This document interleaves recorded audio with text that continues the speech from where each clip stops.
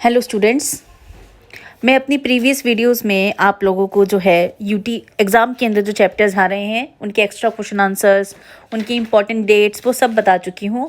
तो अब आपको सिर्फ उन 2 चैप्टर्स की तैयारी करनी है। अब मैं आपको जो है कोर्स आपका कंप्लीट हो चुका है। आपके सारे चैप्टर्स जितने आने थे एग्ज़ाम्स में वो मैं आपको करवा चुकी हूँ। तो आपको मैं हर चैप्टर के एक्स्ट्रा क्वेश्चन आंसर्स या उसकी इम्पॉर्टेंट डेट्स जो है वो मैं आपको देती जाऊँगी, जिससे कि आपको एग्ज़ाम के लिए तैयारी करने में दिक्कत ना हो सके।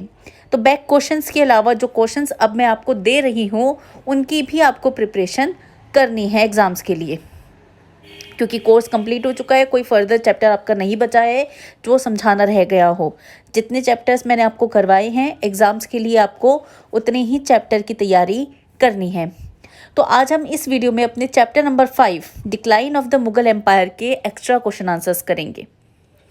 इसमें सबसे पहले क्वेश्चन है, how did party politics undermine the authority and prestige of the Mughal empire. कि जो मुगल एम्पायर की जो अथॉरिटी थी या प्रेस्टीज थी, वो जो पार्टीज़ बन गई थी उसने किस तरीके से दिक्कत पैदा करी। तो इसका आंसर है, the Mughal court had 4 groups of nobles. Mughal court के 4 ग्रुप थे नोबल्स के, ईरानीस, तुरानीस, अफगान्स और हिंदुस्तानीस। और इनकी तो इस तरीके से हम देख सकते हैं कि मुगल कोर्ट जो है वो इन चारों के बीच में डिवाइड था और इनके आपस में ही झगड़े चलते रहते थे, क्योंकि ये एक दूसरे से जलन करते थे, एक दूसरे से दुश्मनी रखते थे, ज़्यादा पावर जो है ये लेना चाहते थे। और इन्हीं लोगों के झगड़े ने कहीं ना कहीं मुगल एम्पायर की प्रेस्टीज को भी जो है वो खतरा पहुंचाया। नेक्स्ट क्वेश्चन है, हाउ डिड जागीरदारी crisis led to a further decline of the emperor's power. कि जागीरदारी ने किस तरीके से एम्परर की जो पावर थी उसको नुकसान पहुंचाया। तो during that time Mughal rulers use to give jagirs to their officers as payment for their services. तो मुगल्स रूलर जो हुआ करते थे वो जागीर दिया करते थे अपने ऑफिसर्स को सैलरी के तौर पे, कि आपको ये जागीर अलॉट की गई है, यहाँ से आने वाला रेवेन्यू वो आप अपनी सर्विस में यूज़ कर सकते हो।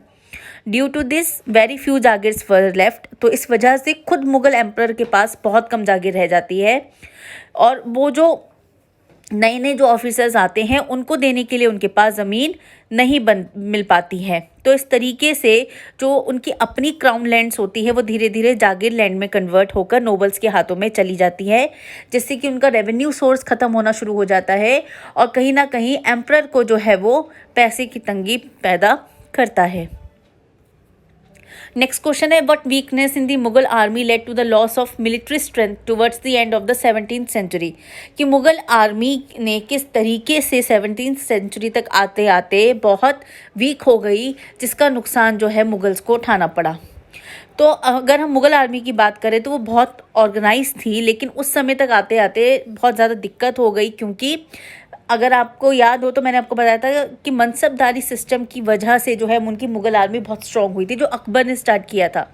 लेकिन जागीरें अब जैसे कम होने लगी, जागीर्स की वजह से ज़्यादा मनसबदार होने की वजह से खुद राजा के पास भी पैसे कम होने लगे और जागीर सबको दिखाई दे रही थी कि कम है, तो करप्शन जो है वो फैलता चला गया और इस तरीके से उन्होंने जो मिलिट्री स्ट्रेंथ है उसको कम करने की कोशिश करी।